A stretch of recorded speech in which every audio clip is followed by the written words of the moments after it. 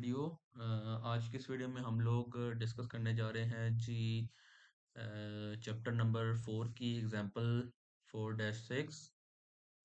हम यहाँ पर बुक यूज़ करने कर रहे हैं जी AVR माइक्रो कंट्रोलर्स बाय सैफर न्यामी, और का सेकंड एडिशन है हमारे पास यहाँ पर। तो सबसे पहले हम लोग यहाँ पर देखेंगे कि जो हमारे पास ये कोड है, ये कोड हमारे पास कैसे रन हो रहा है, इसमें कोड में हो क्या रहा है, और फिर हम देखेंगे इसको प्रोटियस के अंदर कैसे सिमुलेट करना है। तो सबसे पहले हम लोग चलते हैं जी कि हमारे पास कोड कर क्या रहा है। बेसिकली हमारे पास जो कोड है वो यहाँ पर एक y कि हमारे पास एक आउटपुट है पोर्ट डी पर, और एक n आउटपुट है। ये हमारे पास दो केस सिनेरियोज हैं, एक है स्विच ऑन होने पर और एक है स्विच ऑफ होने पर। तो दो केस सिनेरियो ये हैं कि अगर जब स्विच ऑन हो, जब हम स्विच को ऑन करते हैं तो हमारे पास ये वाला कोड रन होता है, वाई वाली एलईडीज ऑन होती हैं जो वाई पे हमने डिक्लेयर की हुई हैं। और जब हमारा स्विच ऑफ हो तो हमारे पास जो एन पे जो डिक्लेयर की हैं एलईडीज, वो हमारे पास एलईडीज ऑन होगी।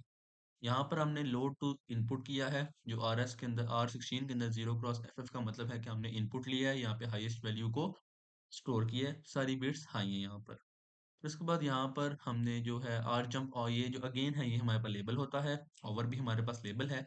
अगेन का लेबल है हमारे पास स्विच ऑन होने के लिए, जो कि हमने डिक्लेयर किया है। आर जंप ओवर का मतलब है कोड हमारा यहाँ से रिपीट होता रहेगा, वो हम जब डिबगिंग करेंगे, जब बिल्ड करेंगे उसको, तो वहाँ पर हमें वो इजीली शो हो जाएगा। उसके बाद यहाँ पर दोबारा हमने LDI R16 के अंदर वाई वैल्यू स्टोर कर ली, आउटपुट के अंदर हम इसको कर देंगे, शो कर देंगे, ताकि जब हमारे पास स्विच ऑन हो, जो वाई के ऊपर एलईडीज डिक्लेयर की गई हैं वो एलईडीज ऑन हो जाएं। फिर उसके बाद आर जंप अगेन, दोबारा यहाँ से कोड रन होगा, ठीक है। उसके बाद हमारे पास ओवर है, ओवर की जो कमांड है हमारे पास वो इसलिए आती है जब स्विच ऑन नहीं होता। जब स्विच ऑन नहीं होता तो हमारे पास एन के ऊपर जो हमने एलईडीज डिक्लेयर की होती हैं, वो एन पे डिक्लेयर की गई जो हमारे पास एलईडीज जो आएंगी वो ऑन हो जाएंगी, जो कि स्विच ऑफ होने पर ऑन होंगी। तो इसके अंदर भी हमारे पास आउटपुट पे पोर्ट डी पे R16 पे हम डिक्लेयर करेंगे, ठीक है ना। उसी पोर्ट के ऊपर हमारे पास डिक्लेयर होंगे, और आर जब एन कोड दोबारा हमारे पास लूप पे रन करेगा। कोड को देखते हैं कि बिल्ड कैसे करना है। सबसे पहले हम फाइल में जाएंगे, ठीक है। फाइल में जब न्यू प्रोजेक्ट में जाएंगे, वहाँ पर ASM के नाम से होगा, उसको क्लिक करेंगे, वहाँ पर असेंबलर को क्लिक करेंगे, फिर ओके कर देंगे। फिर ओके करने के बाद वो हमसे आईसी मांगेगा कि आपने कौन से जो आईसी के ऊपर है आप काम करना चाहते हैं। तो हम उसके ऊपर जो है एटमेगा जो 328 है उस पे हम काम करें, जो कि आर्डिनो ऊनो की भी आईसी यूज़ की जाती है। तो वो हम सेलेक्ट कर लेंगे, फिर यहाँ पे कोड प्राइम इंपोर्ट करेंगे। फिर हम यहाँ पर जाएंगे बिल्ड पर, बिल्ड सॉल्यूशन। जैसे हम बिल्ड सॉल्यूशन को क्लिक करेंगे तो यहाँ पर आप देख सकते हैं बिल्ड सक्सीड आ रहा है। फिर डिबग पे जाएंगे, स्टार्ट डिबगिंग करेंगे। जब स्टार्ट डिबगिंग करेंगे तो आपके पास ये येलो सा शो होगा। फिर डिबग पे जाएंगे, विंडोज़ पे जाएंगे। सबसे पहले हम सर्च करेंगे प्रोसेस स्टेटस, F11 करेंगे, स्टेप इनटू होगा हमारे पास।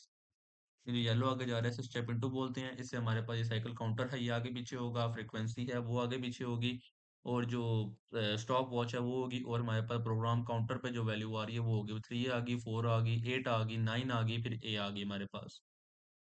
इसके बाद हम देखिए फाइनलाइज, हमारे पास जो चेंज आया है वो है 0x4e का चेंज आया है हमारे पास। पहले हमारे पास 000 था यहाँ पर, इसी को क्रॉस करते हैं।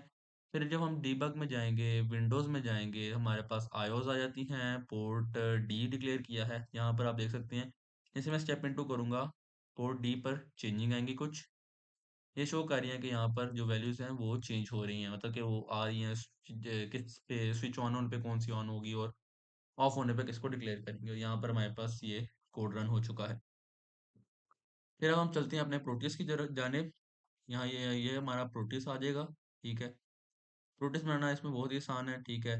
सबसे पहले आप यहाँ पर एटमेगा 32 की आईसी ले लेंगे। आप इस जगह पे जाएंगे, पार्ट्स में जाएंगे, तो यहाँ पर आप सर्च करेंगे तो आपके पास आईसी आ जाएगी, जैसे एटमेगा 32।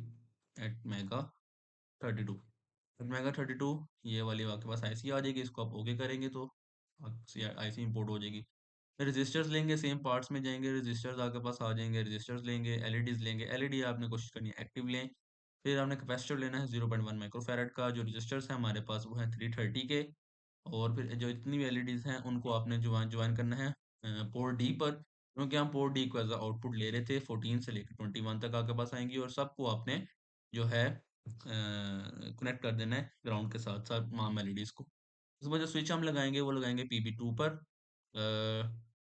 कोड में देख लेते हैं।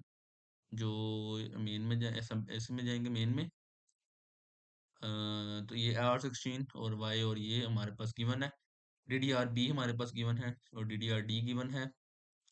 तो जिसकी वजह से हम पोर्ट बी पर जो है हम स्विच लगाएंगे, और यहाँ पर स्विच ये ऑन होता है और यहाँ से ऑफ होता है। उसके ऊपर ये जो आपको रजिस्टर नजर आ रहा है इसे पुल अप रजिस्टर कहते हैं, इसे पावर कहते हैं, और ये हमारा प्रोटेस रेडी। तो नीचे ये लाइंस लगी हैं इनको ग्राउंड बोलते हैं। और प्रोटेस चला कर देखते हैं। सबसे पहले हम ओपन स्विच पे देखेंगे कौन सी एलईडी ऑन होती है। तो हमने ओपन स्विच किया है, हमारे पास एलईडी ऑन हुई है अ,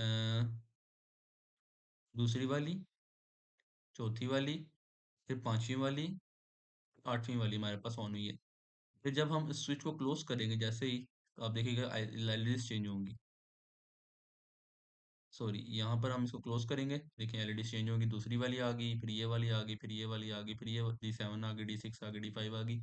मतलब जो हमने कोड में हमने डिक्लेयर किया था कि जब स्विच ओपन होगा तो वाई पे, स्विच क्लोज होगा तो वाई पे होंगी, स्विच ओपन होगा तो हमारे पास एन पे आएंगी। तो बस आज के लिए ये इतना ही। मिलते हैं फिर नेक्स्ट वीडियो में, तब तक अपना ख्याल रखिएगा। वीडियो अच्छी लगी तो सब्सक्राइब करें। अल्लाह हाफिज़।